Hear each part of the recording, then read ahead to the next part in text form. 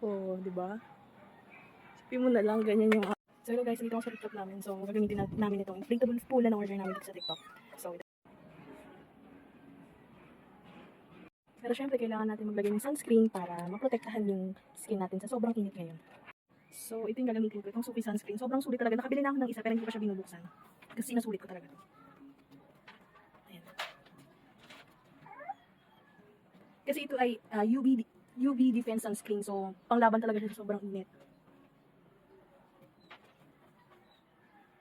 Ito talaga yung parang panlaban ko talaga. Sobrang mura lang nito.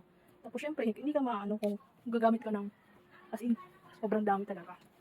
Lalo na ngayon sobrang init. Kailangan mo talaga ng panglaban talaga. So, ayan. Yung buko ko medyo magulo pero laban na yan. So, ayan.